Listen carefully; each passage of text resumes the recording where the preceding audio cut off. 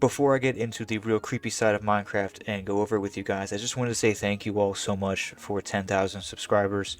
I cannot express how grateful I am to you all for that, and I promise you it only gets better from here.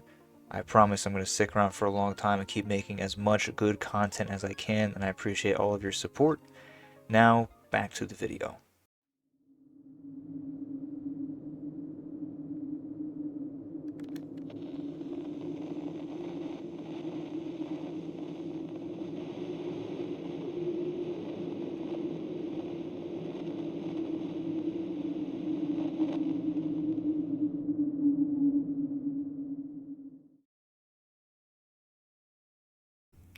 Minecraft has been around for a long time, since 2009 in fact. Wow, I am getting old. The game has seen massive success, becoming the best-selling video game of all time. It's available on every platform and remains one of the most played and streamed games ever made.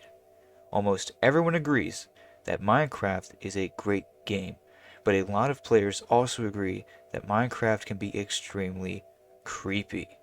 There is a dark side to the fun block game.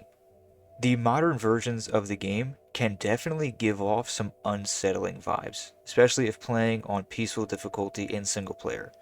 The world does feel empty in a strange way without hostile mobs, but all the generated structures and friendly NPCs, plus being able to literally fly around at Mach 10, does detract from a lot of the uneasy feelings.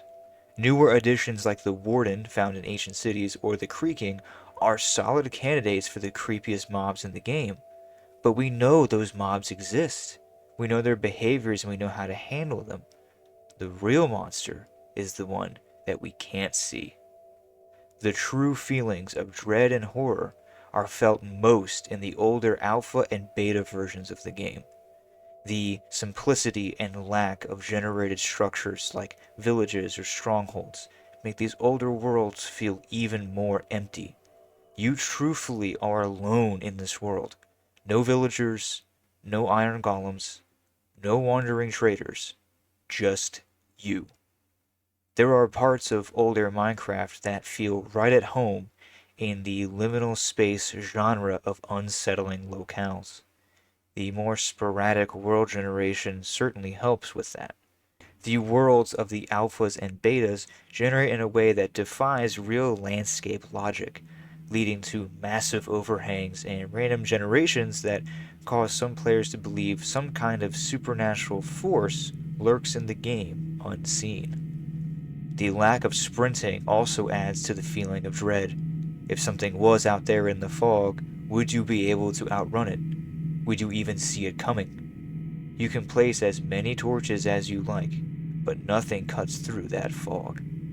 As someone who played the beta versions of Minecraft on a laptop that definitely was not built for gaming, it was a 2004 Dell Inspiron, by the way. I feel bad for me too. I had to play the game on a tiny or short render distance for the frame rate to even be playable. This feeling of uneasiness, plus all the previously mentioned aspects of the earlier versions of the game, gave rise to many ghost stories and myths, none more infamous than Herobrine, the whole reason my channel even exists. The lighting engine of the earlier games led to much darker nights and caves. The lack of visibility was a key factor in causing players to see things in the fog and freak themselves out. Was that just a sheep? Or was it something that is stalking me and wants to do me harm? Our greatest enemy was our own young minds and overactive imaginations. Caves were a different story altogether, though. The dark lighting and lack of newer generation features leaves the alpha and beta caves feeling much more ominous and creepy. Not to mention the cave sounds that are right at home in an actual horror game, causing players to quit to the title screen upon hearing them.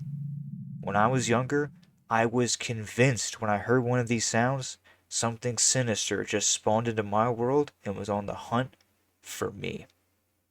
Imagine this. You are 11 years old, playing late at night when you're supposed to be in bed, playing Minecraft in the dark of your room, and you hear this while you are down in a deep cave.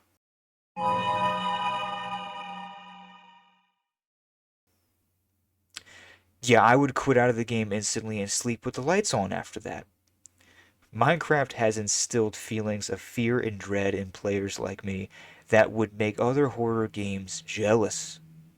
Necromorphs from Dead Space? No problem. Nazi zombies? No biggie. Cave sounds? No thanks. I'm good. It's difficult to explain the feelings this game can give to someone who hasn't played it themselves. And in reality, it makes us sound kind of crazy. We all know there is nothing there. We know Herobrine and the other creepypasta-esque characters don't really exist.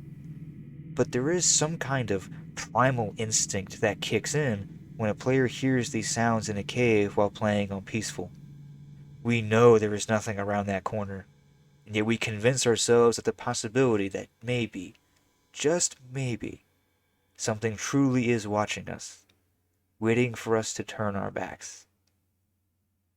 Nah, who am I kidding? There's nothing there. Unless